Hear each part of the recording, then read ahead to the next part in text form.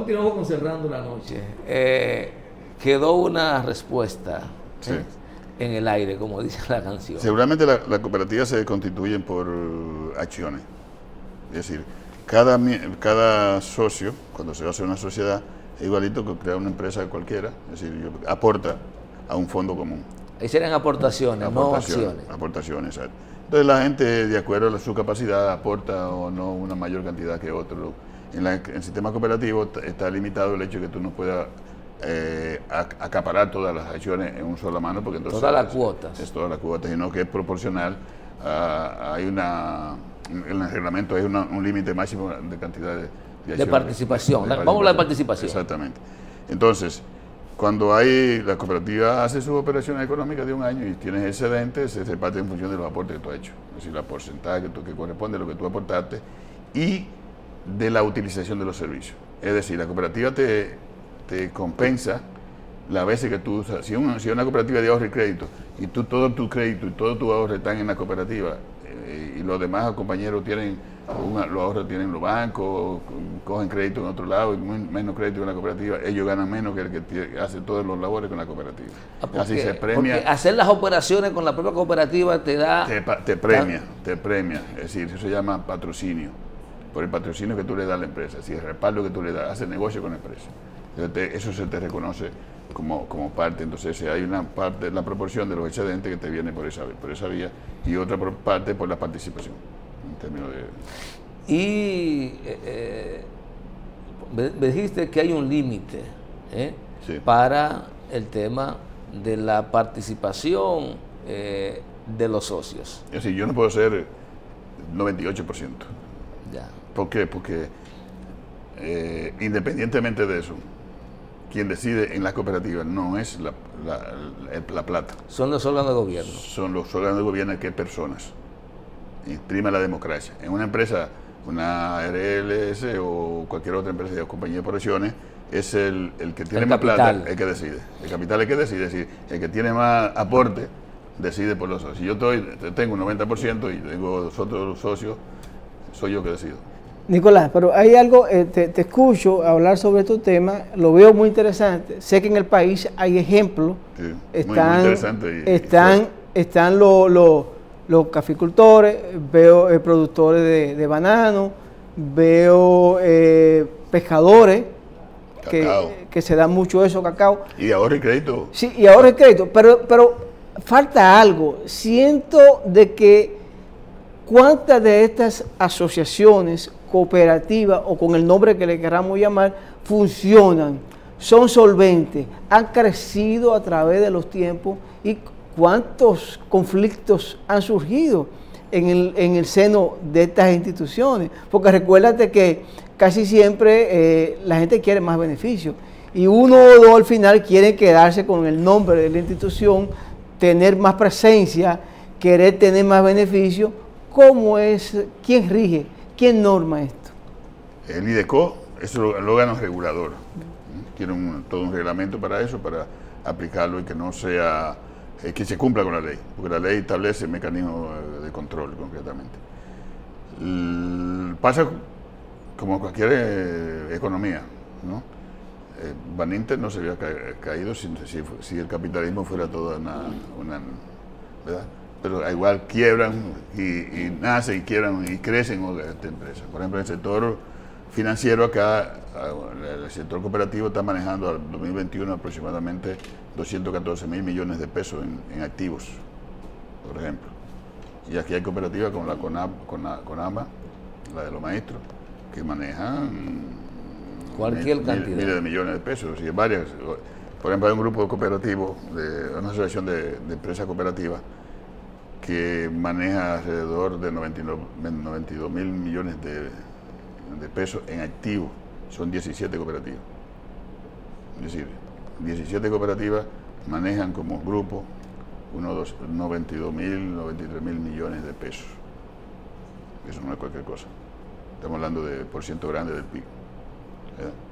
Es decir, en ese caso, en las cooperativas agrícolas, experiencias exitosas ahora mismo, producto de la estabilidad que ha tenido los precios del banano y el cacao en los últimos 20 años, se presentan ahora mismo así claramente el área de cacao con Conacao y el área de banano con los bananeros de la línea noroeste y de ASO, que producen orgánico y de comercio justo, como parte también de la práctica de economía solidaria. El comercio justo y la producción orgánica o agroecológica es parte de la economía solidaria. Son dos experiencias muy interesantes. Y la de FEDECAR es una experiencia interesante, aunque ahora mismo, producto de la situación que se presentó con el café desde 2012, con la roya, que se destruyó todos los cafetales, bueno, la economía de FEDECAR cayó también completamente. Eso ha sido, pero depende también de las condiciones en que se mueve la economía en general, ¿no? Concretamente. Y la disposición y la conciencia que tienen los socios para mantener esa dinámica. Necesita mucho de conciencia social, eso sí.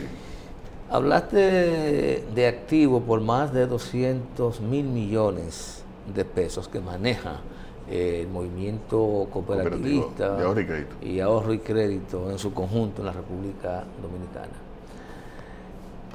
Los activos líquidos están depositados en la banca nacional. Es una pregunta interesante que tiene que ver con la cuestión del circuito. Por ejemplo, las cooperativas de ahorro y crédito captan ahorro del público, ¿ya? Y llegan de los socios. De los socios, exacto. Sí, de los socios. Pero sí, porque es obligatorio hacerse socio. Es obligatorio hacerse socio para poder acceder a cualquier facilidad crediticia. No, sin importar los mecanismos, ¿verdad? Eso es otra cosa de discusión. Sí, pero sí, captan fondos de sus socios. Ese fondo va a la saca de la cooperativa, pero la cooperativa no lo tiene como depósito en su cooperativa, sino que lo deposita en el banco central o en bancos comerciales. Es decir, de la parte solidaria, que son las personas, pasa a un mecanismo solidario de intermediación y capta fondos para el capital, es decir, para la empresa del capital, la banca y el banco. Cuando con todos esos montos debieran crear su propio banco cooperativo, y lo hay en Puerto Rico, por ejemplo, hay un banco cooperativo. En Centroamérica hubo, no me acuerdo en qué país, pero hay bancos cooperativos. Por lo tanto, lo que se gana las cooperativas pasa entonces hay una ganancia por parte de la banca privada y el banco central, que se queda en el circuito capitalista, que no vuelve al circuito y por lo tanto no está beneficiando.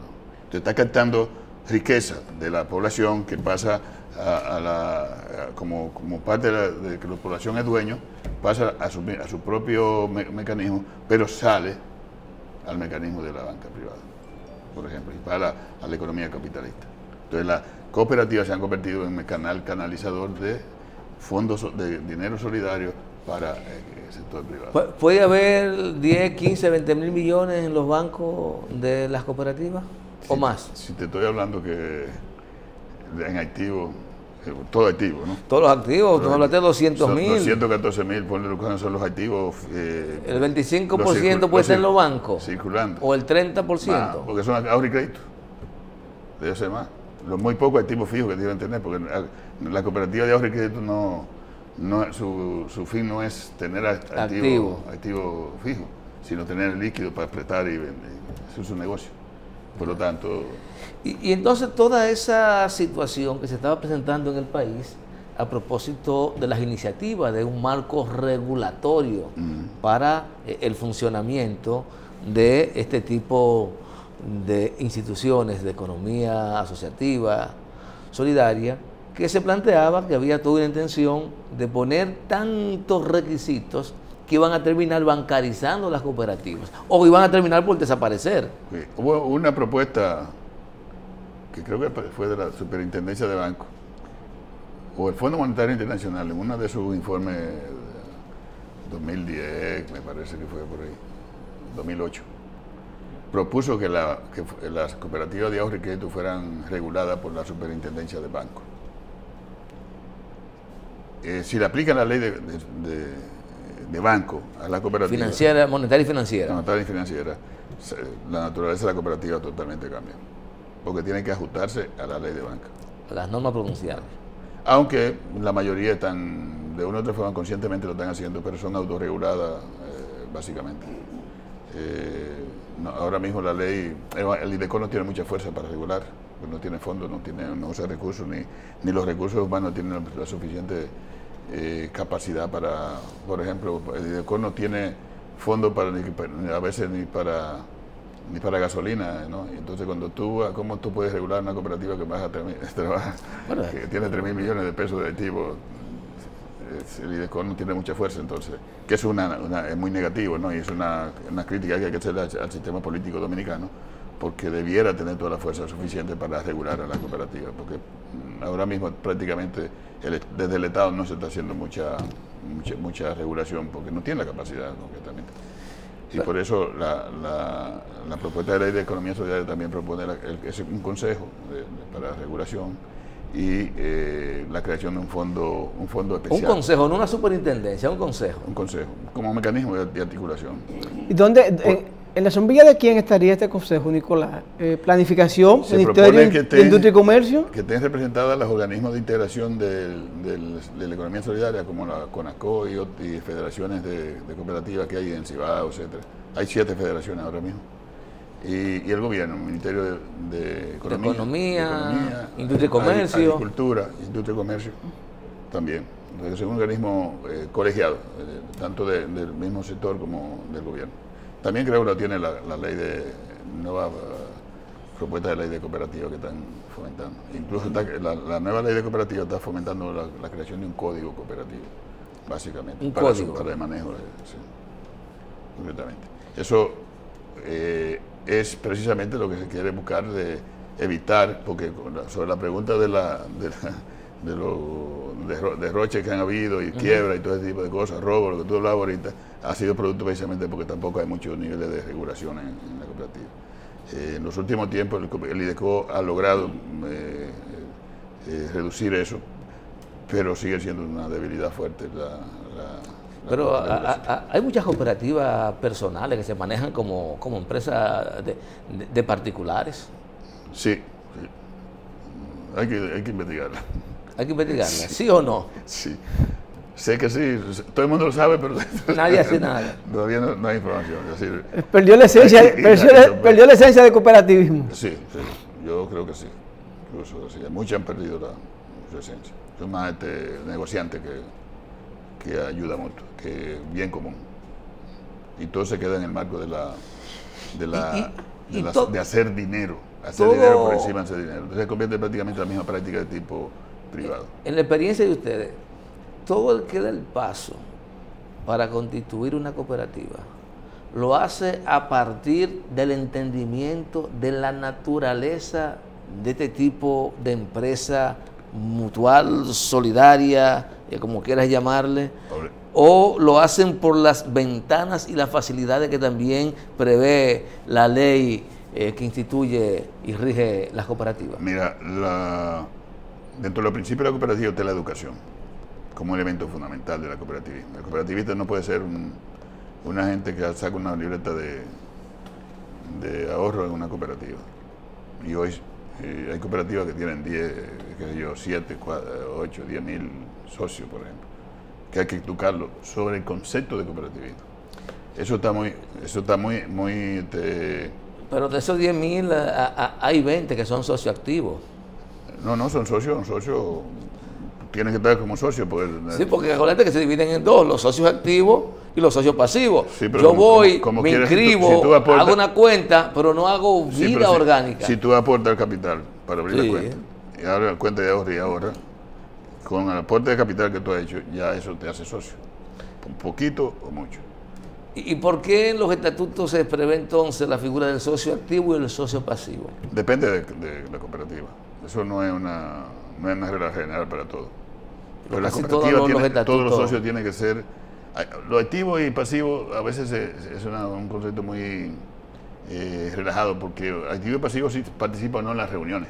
Sí se hace vida. No, la cooperativa grande logran, hay cooperativas que hacen reuniones, las asambleas, participan todos los socios, la de CONAPA participan. No se reúnen todos, pero tienen distritos cooperativos de pocas cantidades, y de ahí viene un mecanismo de creación del Consejo Nacional de la Dirección, se elige, son parte también activos. Entonces todos los socios tienen que participar en la toma de decisiones de la cooperativa, aún sea el socio más alejado tiene que de una u otra forma participar, porque hay mecanismos para eso. Es precisamente una de las diferencias con la empresa privada, es que las cooperativas son democráticas, los bienes son asociativos, trabajan por el bien común. Por lo tanto, la democracia es una persona, un voto, no una acción. La empresa privada. La empresa privada es una acción, un voto. En la cooperativa es una persona, un voto. Entonces, lo principal en ese modelo de empresa es la persona, no el capital, o ambas cosas a la vez. La persona. No puede estar por encima del capital. Es uno de los principios fundamentales. No puede estar por encima del capital. Es decir, para el bien. La cooperativa se creó un mecanismo en medio de la crisis de los trabajadores de Rochdale en Inglaterra. Es decir, que creó la primera cooperativa exitosa incluso. Era para resolver problemas de sobrevivencia, prácticamente. La miseria que había en esos barrios era terrible. Entonces el nivel de explotación de niños y niñas pequeñas en esa época fue terrible. Entonces muchas de las conquistas que han conseguido los trabajadores hoy ha sido producto de la experiencia incluso del cooperativismo y la lucha que han librado los trabajadores a nivel internacional. Pero hablemos un poquito de la ley. ¿En qué está? ¿En qué está? Sí, porque ya, ¿en qué está la ley hoy? ¿Hacia dónde vamos? ¿Hacia dónde vamos? Mira, la ley nosotros la sometimos en el 2011, la propuesta de ley, el proyecto de ley lo sometimos en el 2011 y la firmaron 28 legisladores. ¿La asumieron 28? La asumieron 28. 2011. 2011. Tiene 11 años. Estaba ahí, ¿te acuerdas de la compañera Guadalupe? Sí, tiene 11 años. Tiene 11, casi 12 años ya. Entonces, después de eso perimió y se hizo la oficina técnica, la OFITREL, Oficina Técnica de Revisión Legislativa de la Cámara de Diputados, la revisó y emitió un voto favorable. Exacto, que sometiera, excepto que había que para reintroducirla. Para reintroducirla. En ese tiempo, entonces, la Redesol, que fue la organización que se creó en ese momento, que estaba promoviendo ese proceso, comenzó a tener un cierto grado de letargo con el tiempo y se durmió ahí la ley y no se estaba promoviendo, porque el Redesol no levantaba un poco mucho, no podía movilizarse, que cayó en un proceso de letargo. Entonces, el año pasado, un legislador de Higüey, no me recuerdo el nombre, que me perdone el legislador, pero no recuerdo el nombre del legislador, la sometió a la Cámara de Diputados. Parece que se tira como práctica dentro de la Cámara de Diputados que cuando hay proyectos de ley que están por ahí durmiendo y nadie lo está moviendo, agarra y lo somete como tal. Eso hizo él. Nosotros nos enteramos hace como 2 meses, porque la ley la mandaron a la Comisión de Desarrollo Humano de la Cámara de Diputados, que dirige como presidente, ¿cómo se llama? José Horacio Rodríguez. Entonces, tuvimos la información, entonces comenzamos a movilizar. Y ahora mismo vemos 3 redes, está Redesol, está Rednasol y la red de protección social, movilizándose y hemos articulado un grupo de trabajo para trabajar primero la reformulación de la ley, así adecuarla, porque después de 11 años se supone que debe algunos elementos, adecuarla. Y segundo, para movilizar y hacer incidencia política para su aprobación. Entonces está ahora mismo estamos en ese proceso de revisándolo como un grupo de trabajo y tenemos previsto una reunión próximamente con la Cámara con la Comisión de Desarrollo Humano de la Cámara de Diputados para articular el proceso y ver, creo que no va a salir en esta legislatura porque ya termina. No. Pero si van en un proceso de revisión y actualización. Entonces para el año que viene va a ser la próxima legislatura, exacto. Quizás para el 24 la tienen. ¿24 de? El 2024. Yo no era pesimista hoy, el 2024, por Dios. Si tiene 11 años durmiendo. Pero si hay voluntad política, ahora tal vez se logre promulgar. Si la podemos conquistar en el 2023. Un éxito, ¿verdad? Yo parto del hecho de que 2011 perimió, la reintroduce a alguien, se enteran, está en un proceso de revisión y actualización de la ley. ¿Y tú sabes qué pasa? Hay nuevos actores, Junior. ¿Y sabes qué pasa? Sí. El próximo año. El electoral. El electoral. Pero vamos a movilizar por eso. Para introducirla en 2011, cuando se hacía la reforma de la Constitución, sí, nosotros hicimos una marcha, la gente de Economía Solidaria, del Mirador al Congreso. Y de ahí que el artículo 222 de la Constitución de la República habla de la economía cooperativa, popular y familiar, como nosotros le sometimos que tuviera en la Constitución de la República. Y de ahí es el punto de partida para la ley que estamos necesitando. Bueno. Nicolás, vamos a despedirte y vamos a ser optimistas, que sí, que la van a conocer, que los diputados la van a socializar, la van a discutir y luego va a pasar al Senado de la República para que sea le den el voto favorable. Yo espero que sí, porque en las leyes que no tienen padrino, no funciona, pero no estoy hablando de padrino de poder, sino la movilización de la gente de la economía solidaria, que nosotros estamos trabajando para movilizar a la gente por economía solidaria. Por eso ya le aprobaron al Poder Ejecutivo la ley que sometió sobre el referéndum. Ya se la aprobaron, rápido. Por eso ya aprobaron también la ley que modifica la ley de hidrocarburos. Si no se moviliza, la gente. El presidente tiene que movilizarse. Pedro Castillo ahora tiene más poder con la gente en la calle. Bueno, señores, vamos a despedir a Nicolás Cruz Mateo, economista, quien Cruz Tineo, quien es economista, y ya ustedes escucharon este tema de economía solidaria asociativa, interesante. Hay una ley en el Congreso de la República, ojalá sea conocida, se despache y que sea promulgada y ya se convierta en ley para que la gente de abajo, los pobres, tengan oportunidad también de tener dinero y que los productos lleguen a la casa del campo, de la gente, de los hogares, a un bajo costo. Gracias, Tineo. Gracias a ustedes por la oportunidad. Estamos ahí todavía, vamos a seguir hablando mucho de esto. Claro que sí, claro que sí. Ustedes, amigos televidentes, gracias por la sintonía. Este equipo encabezado por Junior Espinosa y quien les habla, Giovanni Almonte, nos despedimos y será pues hasta mañana.